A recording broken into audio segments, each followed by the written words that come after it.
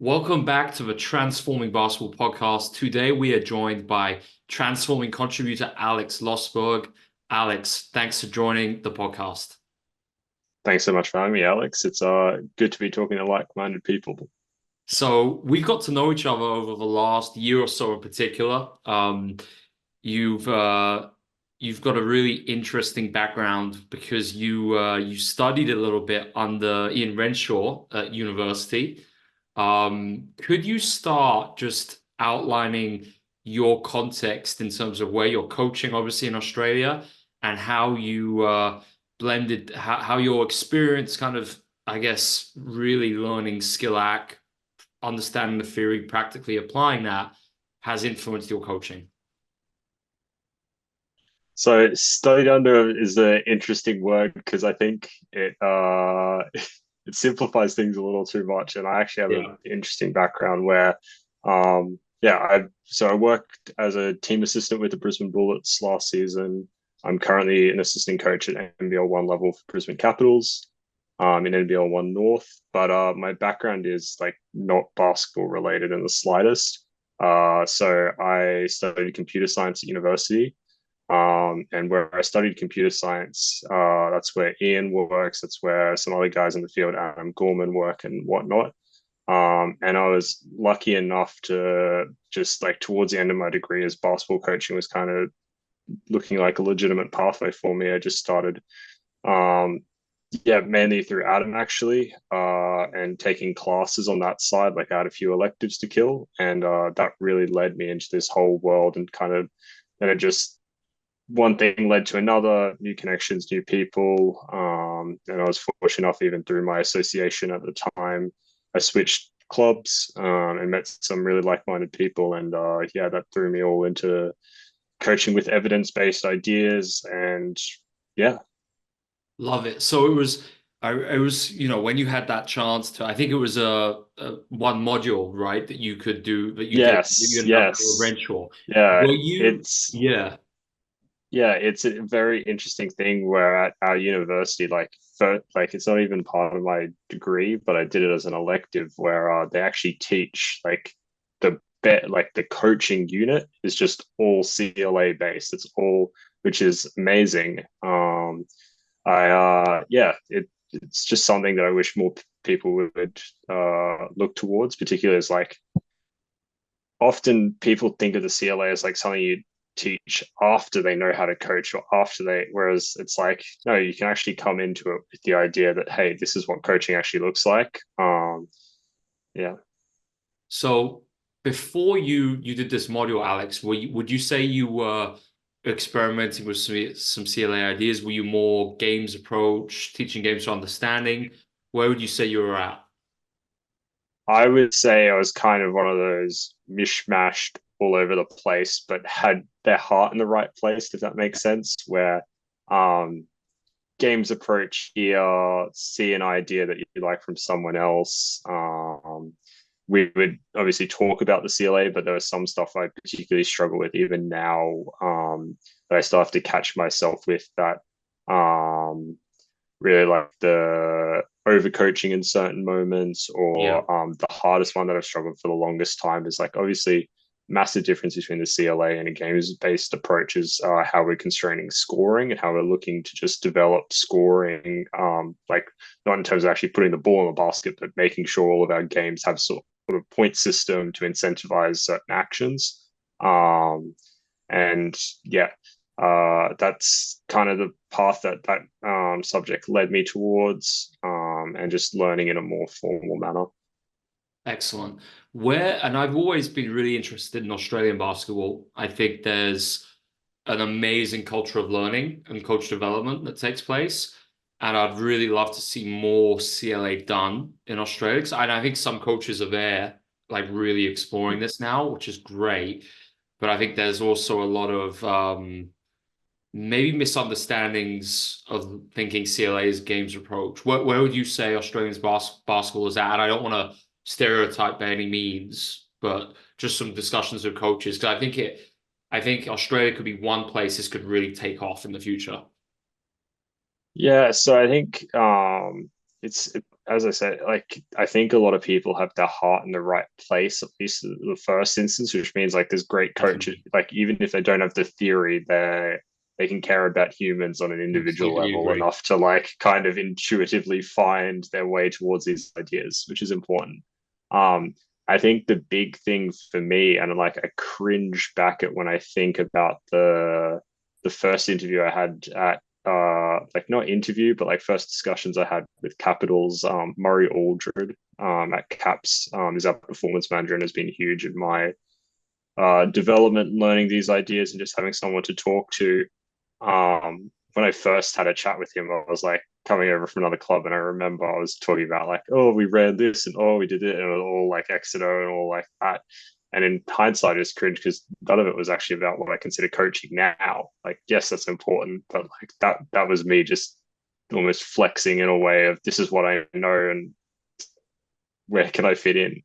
Um, I think the amazing thing is that people like Murray can take and mold people like that, which is important. Where, yeah, there's a lot of people with the hearts in the right place in Australian basketball.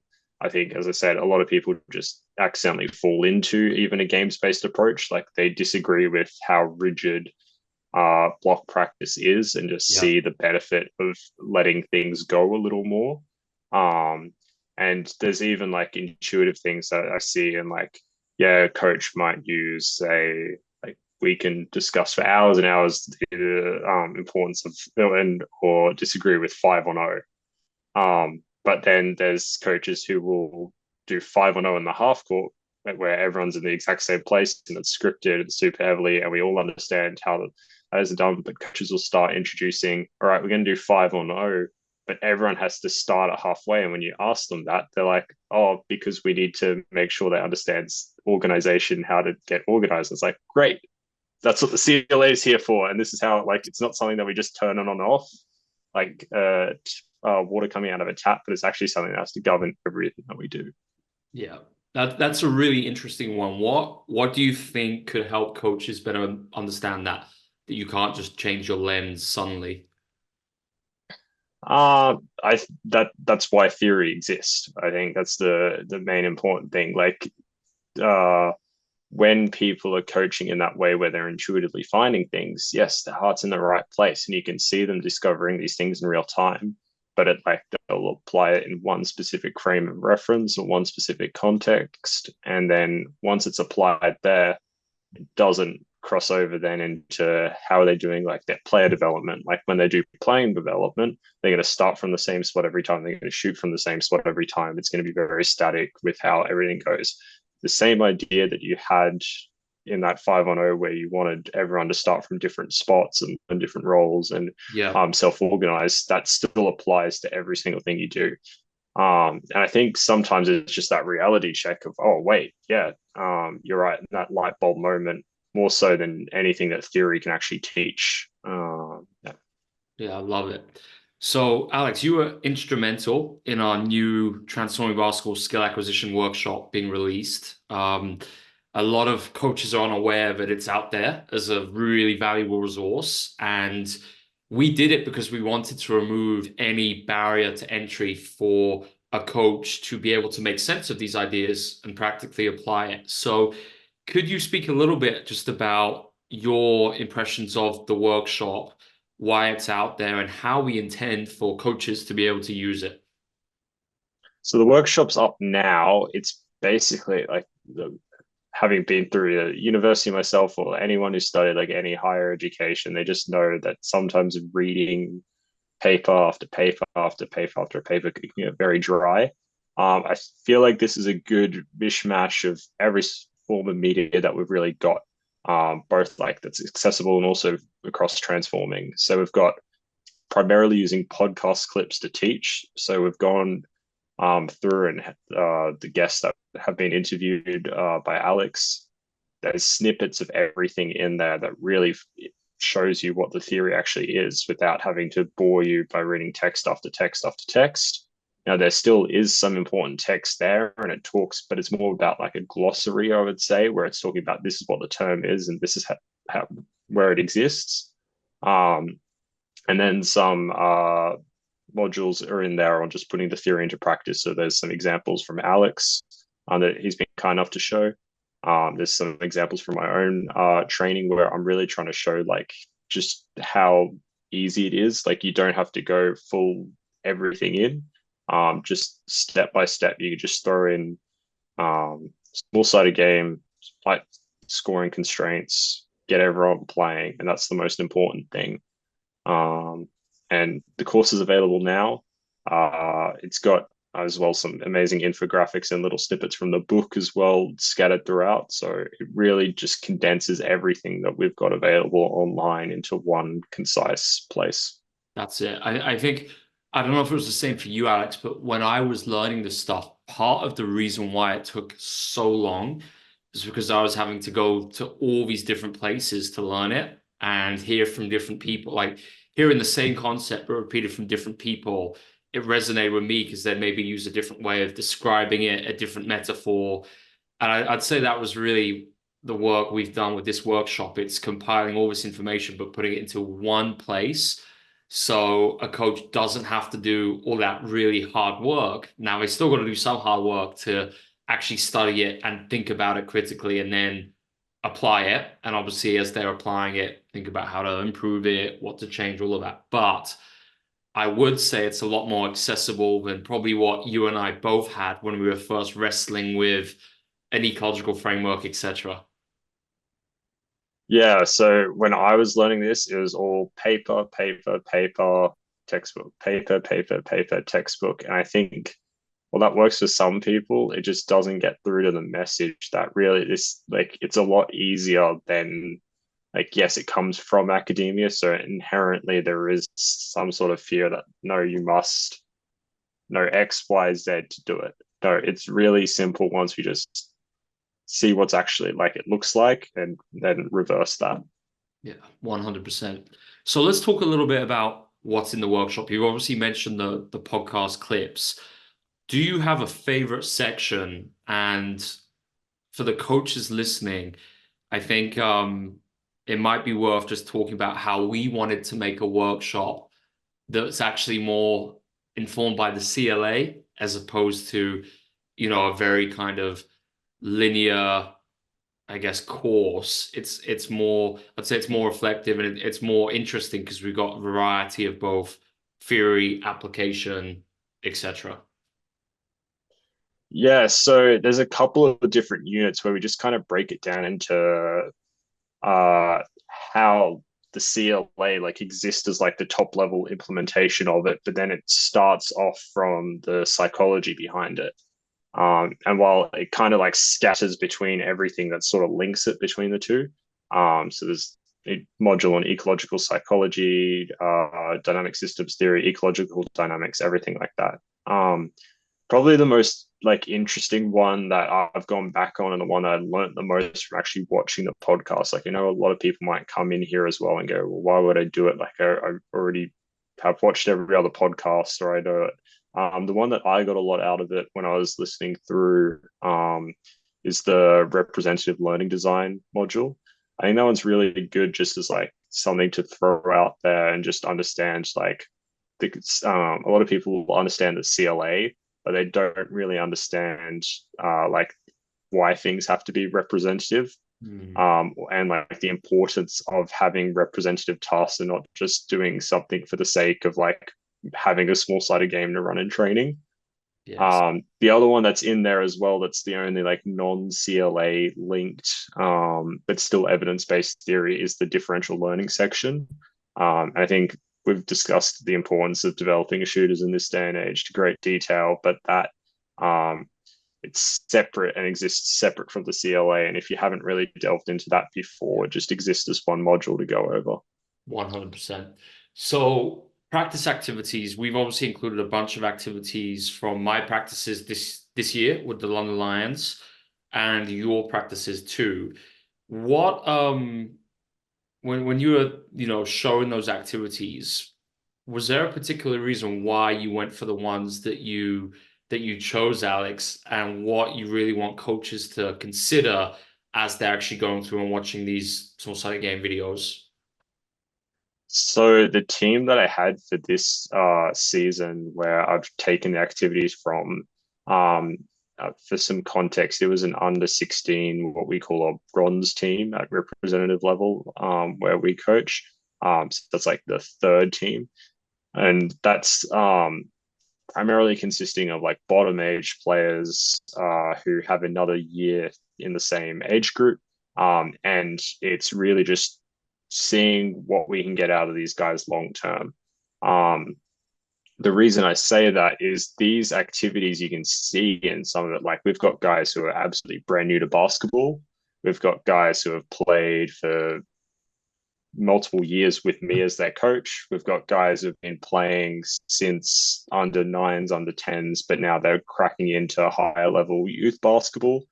And just showing how like the biggest thing that I have to overcome when I'm showing like and trying to, I guess, get my assistant coaches comfortable with this is how practice is going to look messy.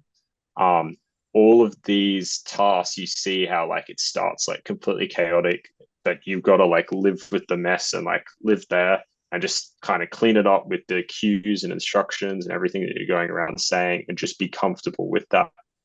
Every single task that, oh, sorry, every single small sided game that I've thrown in there, it's has a link back to what the actual module is about and how it like links to that. So for example, if I was just to go through it now and open up like the non-linear pedagogy section, when you see the small-sided game and oh, are we able to cut like a little bit of this? My You computer can. has Yeah, just yeah, like yeah, of course. absolutely decided to, yeah. All right. Hang on. Let me just get like the represent. Yeah. Okay, cool. Sweet. When you open, oh yeah, should I just go when you open Yeah, the just go representative go learning? from That's fine. Yeah. exactly an hour will cut it Yeah. out. Yeah.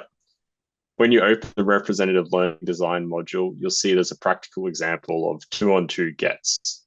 Now, when you go through representative learning design, you'll understand the need for relevance in your activities. We run a conceptual offense. We see the importance of gets, particularly at the youth level, when you're talking about players who haven't used a ball screen, haven't learned what coverages are, and you want to get somewhere quickly.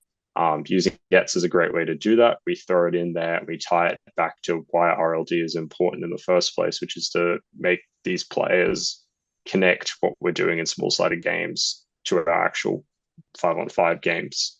Yeah, love that, Alex. So let's touch on your role now in Brisbane and how you're applying all these ideas on a daily setting. And I think it would be really interesting too to talk about the NBL one and some of the unique constraints with that as a league, and how you kind of circumnavigate that as the head coach. Uh, uh, I should say, so I'm the assistant for this. Shit, So let me what change happens? that. Yeah. Let No, me that's change okay. that. Let me change that Yeah. question. So I'll that's go. I'll rephrase the question. yeah, that's okay. Yeah, just for clarity for any like things. So Greg, who's like our lead assistant for Bullets, he's the head coach. Then I'm Perfect. like an assistant for him. That's the link there. No, makes sense. All right, let me re-ask. So, Alex, let's look at now how you apply all the things we've just spoken about on a daily setting in your role with Brisbane and the Bullets, and your assistant coaching the NBL one team right now. And I think that has some unique constraints. So maybe you could just touch upon that a little bit for the listeners. So we've actually got I think there's a little bit on this in our differential learning module, Maya, most advanced yet acceptable. That's probably the term that I would associate most with coaching at this level. Obviously, with I've coached like under 12s right now. It's very easy to just walk into practice and like they have no idea what a coach looks like. They don't know what a coach felt like, and you just throw everything out there and like it clicks into place.